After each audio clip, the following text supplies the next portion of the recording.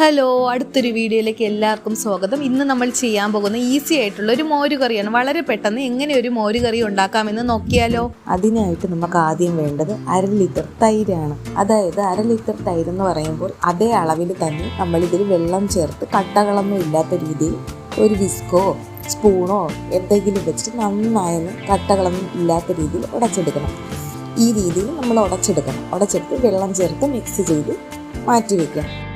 ഒരു 10-12 ചെറിയ ഉള്ളി ഈ രീതിയിൽ കട്ട് ചെയ്തത്, 7-8 അല്ലി വെളുത്തുള്ളി ഈ രീതിയിലൊന്ന് ചോപ്പ് ചെയ്തത്, 2 കഷ്ണം ഇഞ്ചി ഈ രീതിയിലൊന്ന് ചോപ്പ് ചെയ്തത്, 2 പച്ചമുളക് ചോപ്പ് ചെയ്തത്, പിന്നെ ആവശ്യത്തിന് കറിവേപ്പില, 1/2 ടീസ്പൂൺ കടുക്, 1/2 ടീസ്പൂൺ ഉലുവ, ഒരു 3 വറ്റൽമുളക് ഈ രീതിയിലൊന്ന് ചോപ്പ് ചെയ്തത്, 1/2 ടീസ്പൂൺ മഞ്ഞൾപ്പൊടി, 1 ടീസ്പൂൺ മുളക് പൊടി, ആവശ്യത്തിന് ഉപ്പ്. ഇത്ര ഇൻഗ്രീഡിയൻസ് വെച്ചിട്ടാണ് നമ്മൾ ഈ മോരുകറി ഉണ്ടാക്കുന്നത്. ഇനി ഒരു പാൻ അടുപ്പത്ത് വെച്ച് പാൻ ഒന്ന് ചൂടായി വരുമ്പോൾ 1.5 ടീസ്പൂൺ എണ്ണ ഒഴിച്ചു കൊടുക്കാം.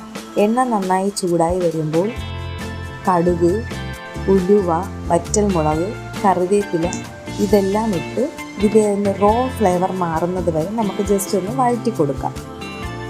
അതിനുശേഷം എടുത്തു വെച്ചിരിക്കുന്ന ചെറിയ ഉള്ളി, ഇഞ്ചി, വെളുത്തുള്ളി, പച്ചമുളക് ഇതെല്ലാം ഇട്ട് കൊടുത്ത് നന്നായി ഒന്ന് വഴറ്റി കൊടുക്കാം. മഞ്ഞൾപ്പൊടി, മുളക് പൊടി ഇവ ഇട്ടതിന് ശേഷം ഈ പൊടികളുടെ പച്ചമണം മാറി കഴിയുമ്പോൾ എടുത്തു വെച്ചിരിക്കുന്ന തൈര് നമുക്ക് ഇതിലേക്ക് ഒഴിച്ചു കൊടുക്കാം. അതിനുശേഷം നന്നായി ഇളക്കി മിക്സ് ആക്കി കൊടുക്കുക. ഇനി നമുക്ക് ലാസ്റ്റ് ഇതിലേക്ക് ഉപ്പ് ചേർത്ത് കൊടുക്കാം. ഇനി ഇത് തിളപ്പിക്കേണ്ട ആവശ്യമില്ല. അങ്ങനെ നമ്മുടെ ഈസി മോരുകറി റെഡി ആയിട്ടുണ്ട്. എല്ലാവരും ഒന്ന് ട്രൈ ചെയ്ത് നോക്കണേ. ഇതിന്റെ കറക്റ്റായ ഇൻഗ്രീഡിയൻസ് ഡിസ്ക്രിപ്ഷനിൽ കൊടുത്തിട്ടുണ്ട്. എല്ലാവരും ചെക്കൗട്ട് ചെയ്യണേ. എല്ലാവർക്കും വീഡിയോ ഇഷ്ടമായെന്ന് വിശ്വസിക്കുന്നു.